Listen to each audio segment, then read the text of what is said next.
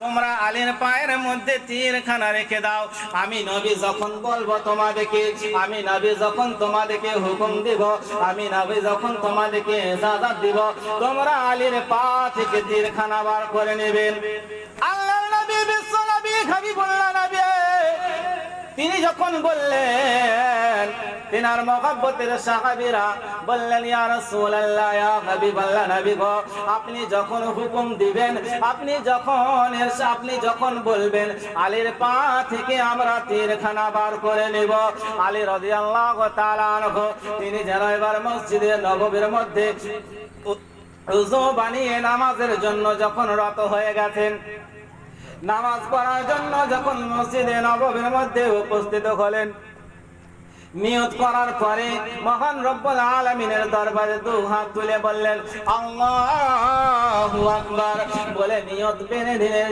যখন নিয়ত বেঁধে নিলেন, নিয়ত বাঁধার পরে হযরতে আলী রাদিয়াল্লাহু তাআলা আনহু পবিত্র কোরআনুল মাজিদ তেলাওয়াত শুরু করেছেন, কিরাত করতে শুরু করেছেন। হযরতে আলী রাদিয়াল্লাহু তাআলা আনহু যেন মহান রব্বুল আলামিনের সঙ্গে যেন কথা পতঙ্গ শুরু করেছেন। আল্লাহর হাবিব বিশ্বনবী আমার বলেন, ও আমার সাহাবীরা শোনো শোনো, ও আমার মহব্বতের সাহাবীরা শোনো শোনো, যাও যাও তোমরা আলীর পা থেকে এবার তীরখানা বার করে নাও। কেননা আমার আলী যখন নামাজের মধ্যে রত হয়ে যাবে, যখন নামাজের জন্য দাঁড়িয়ে যাবে, তখন আলী আর দুনিয়ার কোনো আওয়াজ শুনতে পায় না। আলী কোনো দুনিয়ার আর খবর রাখে না, যে দুনিয়া ধ্বংস হয়ে গেল কি কিয়ামত হয়ে গেল তার খবর রাখে না। আলী যখন নামাজের মধ্যে আল্লাহর সঙ্গে কথা প্রসঙ্গ শুরু করে দেয়, যাও যাও আমার মহব্বতের সাহাবীরা যাও যাও আলীর পা থেকে যেন তীরখানা বার করে নাও। আল্লাহর নবীর মহব্বতের সাহাবীরা সঙ্গে সঙ্গে মসজিদে নববীর মধ্যে পৌঁছে গেলেন। পৌঁছে যাওয়ার পরে হযরতে আলী রাদিয়াল্লাহু তাআলা আনহুর পা মোবারক থেকে যেন তীরখানা বার করে নিলেন। বার করে নেওয়ার পরে ইনারা এবার মসজিদে নববীর বারান্দাতে যেন বসে রয়েছেন। হযরতে আলী রাদিয়াল্লাহু তাআলা আনহু যেন এবার নামাজ শেষ করে সালাম ফিরিয়ে যখন মসজিদে নববী থেকে বার হন, মসজিদে নববী থেকে বার হয়ে দেখছেন যে আল্লাহর নবীর মহব্বতের সাহাবীরা যেন বসে আছেন, আর আলীর দিকে তাকিয়ে যেন তারা মুচকি মুচকি হাসছে। হযরতে আলী রাদিয়াল্লাহু তাআলা আনহুর দিকে আল্লাহর নবীর মহব্বতের সাহাবীরা তাকিয়ে যেন মুচকি মুচকি হাসছে। হযরতে আলী রাদিয়াল্লাহু তাআলা আনহু বলেন, ওগো আল্লাহর নবীর মহব্বতের সাহাবীরা, তোমরা আমায় দেখে কেন হাসছো? আমায় দেখে তুমি হাসছো কেন? তোমরা, আমি কি কোনো কাজ করেছি সে তোমরা হাসছো? আল্লাহর নবীর মহব্বতের সাহাবীরা বলেন, ও আলী, তুমি একবার তোমার পায়ের দিকে তাকিয়ে দেখো, যে তুমি তীরের আঘাতের জন্য চলতে পারছিলে না, ঠিক মতন বসতে পারছিলে না, ঠিক মতন শুতে পারছিলে না। আলী, তোমার পায়ের দিকে একবার তাকিয়ে দেখো, তবে তুমি বুঝতে পারবে যে আমরা হাসার কারণটা কি। জোরে বলুন। আল্লাহর নবীর সাহাবীরা এই কথা যখন বললেন, হযরত আলী রাদিয়াল্লাহু তাআলা আনহু নিজের পা মোবারকের দিকে, নিজের পায়ের দিকে যখন তাকিয়ে দেখলেন, তো দেখছেন যে তীরখানা বার করে নিয়েছেন। হযরত আলী রাদিয়াল্লাহু তাআলা আনহু বলেন, ও আল্লাহর নবীর মহব্বতের সাহাবীরা, তোমরা এই কাজ কখন করেছো? কোন সময় এই কাজখানা করেছো? তখন আল্লাহর নবীর মহব্বতের সাহাবী বললেন যে, আলী, তুমি কি বুঝতে পারোনি? যখন তুমি নামাজের মধ্যে রত ছিলে, আল্লাহর নবী বিশ্ব নবী হুকুম দিয়েছেন, আমরা সঙ্গে সঙ্গে তোমার পা থেকে তীরখানা বার করে নিয়েছি। জোরে বলুন সুবহানাল্লাহ। যখন এই কথা বলেছেন, আলী রাদিয়াল্লাহু তাআলা আনহু তিনি বলেন, ওই রব্বের কসম করে বলি, ওই আল্লাহ রাব্বুল আলামিনের কসম করে বলি আমি, যে তোমরা আমার পা থেকে তীর বার করেছো তা আমি চুল বরাবর বুঝতে পারিনি। জোরে বলুন সুবহানাল্লাহ। তাহলে তিনাদের কি ছিল? নামাজ।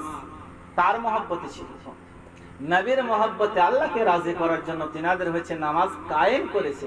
আর আমরা নামাজ পড়ছি, আমাদের নামাজ কায়েম হচ্ছে না। যতদিন আপনারা নামাজ কায়েম না করতে পারবেন, নিজের মধ্যে নামাজকে আঁকিয়ে বসাতে না পারবেন, নবীর মহব্বত দিলে না বসাতে পারবেন, ততদিন পর্যন্ত আপনারা নামাজের মজা পাবেন না।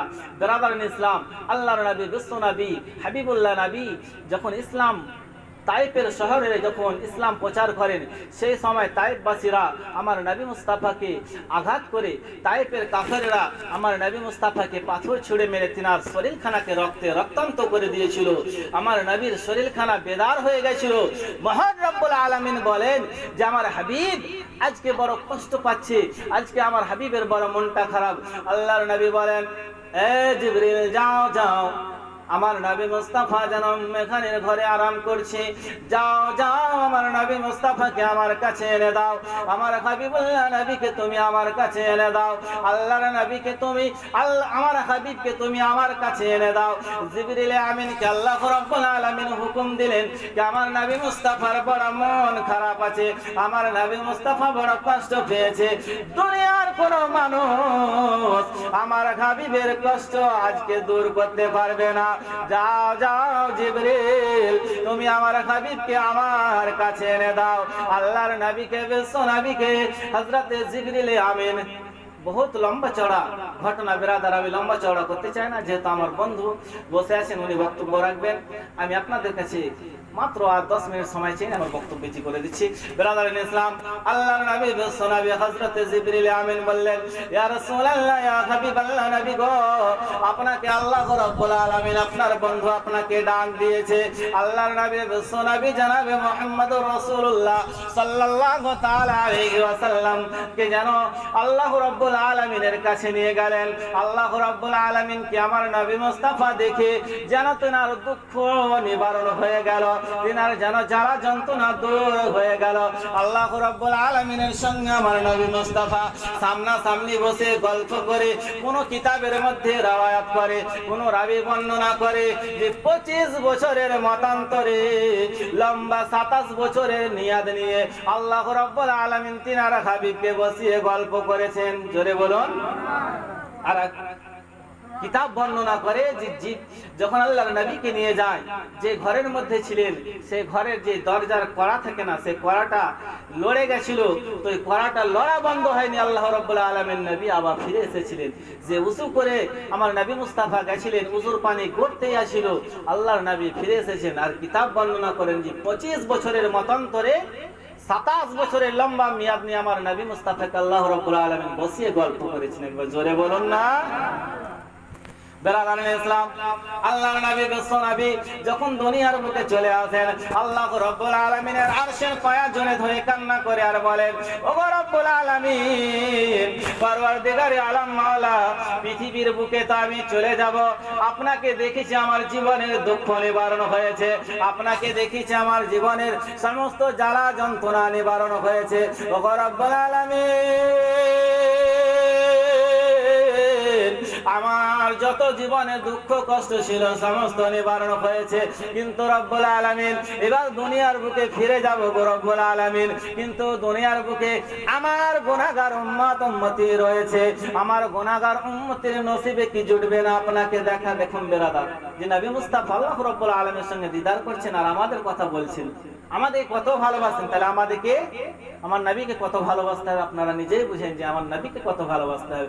বেরাদারিন ইসলাম, আল্লাহ রাব্বুল আলামিনকে বলেন, ওগো আমার মাবুদ, ওগো রব্বুল আলামিন, আপনাকে দেখেছি আমার জীবনের জ্বালা যন্ত্রণা দূর হয়েছে, কিন্তু দুনিয়ার বুকে আমার গুনাহগার উম্মত রয়েছে, তারা কি আপনাকে দেখতে পাবে না? তাদের কি নসিবে আপনি দেখা করবেন না? মহান রব্বুল আলামিন বলেন, এ আমার হাবিব, আমি তোমার জন্য তামাম বিশ্ব জাহানকে সৃষ্টি করেছি, তামাম বিশ্ব জাহানকে তোমার ওসিলায় আমি সৃষ্টি করেছি। চন্দ্র সূর্য লৌহ কলম আরশ কুরসি জমিন আসমান সমস্ত জিনিস আমি তোমার ওসিলায় তৈরি করেছি গো নবী। তোমাকে যদি তৈরি না করতাম আমি আল্লাহ রাব্বুল আলামিন দুনিয়ায় কিছুই সৃষ্টি করতাম না। তোমাকে যদি তৈরি না করতাম আমি আল্লাহ রাব্বুল আলামিন দুনিয়ার বুকে প্রকাশ্য করতাম না। ওগো রাব্বুল আলামিন, পরওয়ারদিগারে আলাম, তবে বলেন আমার গুনাহগার উম্মতের সঙ্গে দেখা করবেন কিনা? আল্লাহ বলেন, ও আমার হাবিব, তুমি আমার আরশের পায়া ধরে কান্না করবে, আর তোমার দাবি আমি আল্লাহ কবুল করব না, এটা হতে পারে না। আমি আল্লাহ তোমার দাবি কবুল করে নিলাম। যাও নবী, ও আমার হাবিব, যাও, আমি তোমার উম্মতের সঙ্গে দুনিয়ার বুকে দেখা করব। যখন এই কথা আল্লাহ রাব্বুল আলামিন বললেন যে ও আমার নবী, তোমার সঙ্গে ওয়াদা করলাম তোমার উম্মতের সঙ্গে আমি পৃথিবীর বুকে দেখা করব, তখন আমার বিশ্ব নবী বলেন ও রব্বুল আলামিন,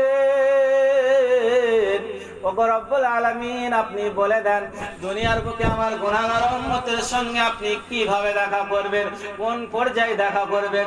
আল্লাহ রাব্বুল আলামিন বলেন ও আমার হাবিব, তবে শুনে নাও, আসসালাতু মিরাজুল মুমিনিন। একবার চিল্লায়া বলেন সুবহানাল্লাহ। আসসালাতু মিরাজুল মুমিনিন, আমি তোমার উম্মতের সঙ্গে দেখা করব নামাজের মাধ্যমে। জোরে বলুন। তাহলে বেরাদারানে বুঝতে পেরেছেন যে আমি আয়াত তিলাওয়াত করেছিলাম, বলেছিলাম